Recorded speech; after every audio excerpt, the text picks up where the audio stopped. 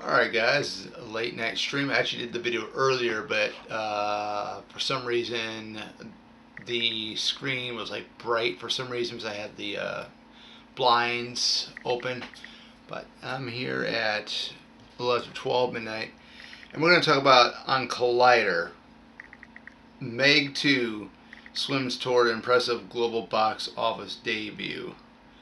Jason Statham faces the prehistoric sea monsters alongside Wu Jing, Sophia Kai, and Cliff Curtis. Alright, the Meg 2, The Trench, is here to wreak havoc along the shoreline, starting its box office run with a global debut of 142 million out of the impressive number of 30 million was earned domestically and 120 million internationally, as the sequel marks one of the final big releases of this summer movie season. Ben Wheatley was in charge of directing the second installment after John Turturro helmed The Meg 5 years ago. It's been 5 years. This movie actually debuted this weekend in theaters, The Meg 2. The depths of the ocean are incredibly unpredictable, and the team of scientists featured in this franchise never know what to expect once they dive into the darkness of the sea. Yeah, you never know what type of species of marine life you're going to run into. There's still ones that are unknown. In the sequel, Jonas Taylor, Jason Statham, finds himself in bigger problems than the last time, as several giant creatures threaten the humans near the shoreline across different beaches, while the previous movie saw him going up against only a couple of Megs. The sequel makes a quick job of establishing that there's so much more at stake in this adventure after an illegal mining operation is discovered in the Mariana Trench. The people in charge of it decide to blow it up, creating an opening for the creatures that lived down there to explore the surface, and it's up to Jonas' team to stop the sea monsters before they could deal more damage. We're going to talk about these creatures and stuff after I read the article here.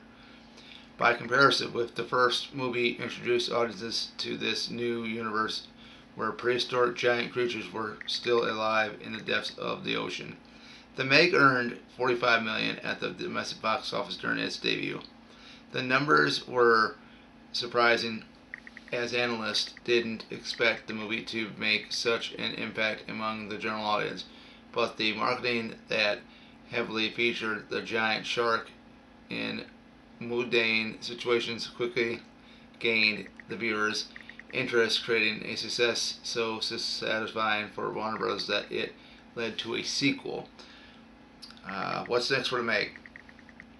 There are currently no plans to develop a third Meg movie at Warner Bros., but that could change depending on the success of the first sequel can obtain at the box office.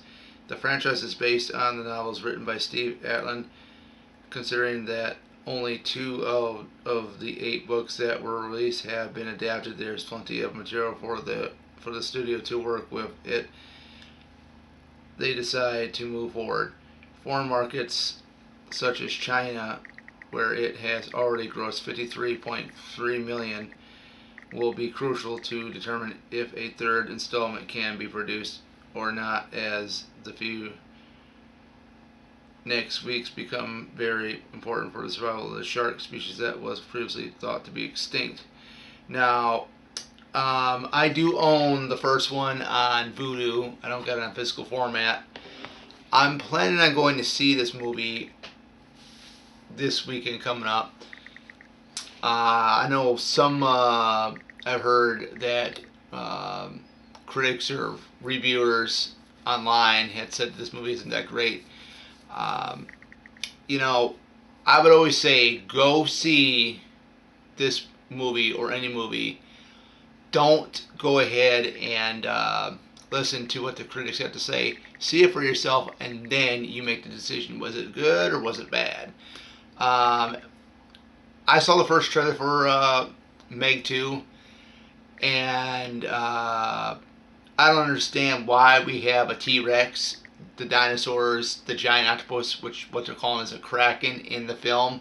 It's gonna be really interesting to see it, and just to see how this all came to be, because like from the article it said, in the first one it was just only a couple of megs and that was it.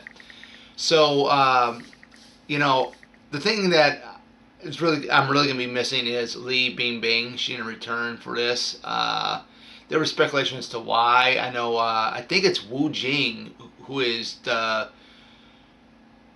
highest paid, I think, Chinese actor of China. I think I remember reading an article online before they even started filming the movie. Uh, so I mean, if that is true, that's a shame. But I guess it is what it is. If they do make a third Meg, I'd love to see Li Bingbing back. That'd be great because the little girl that played her daughter in the first film is in the Meg 2, which is really, really cool. She's a little older, but really, really cool. Of course, we don't get Ruby Rose. Ruby Rose isn't returning, so you got a couple new faces in the film from what I saw in the trailer. But yeah, I think this is going to be a real fun movie. I can care less what the critics say about it. I'm there to see it, view it for myself. I think that's the way everybody should do it. You know, when I do see it, I will make a review telling you what my thoughts are. And did I like it? Didn't or don't I like it? I mean, I love the first one, but other than that, guys, this is really going to be interesting. I mean, it dominated. It said it dominated the global box office, which is pretty good. I mean, that's that's a pretty good start, you know. But other than that, I mean, are you guys planning on going to see it? I know it's been out for a week now, so let me know what you guys think of the movie. Don't spoil it for me, so I don't want to know anything about the movie. I want to go in there not knowing anything and just enjoying it and telling you what I think about it after I do see it. So other than that, guys, take care, and see you guys back here later for another video. Bye bye.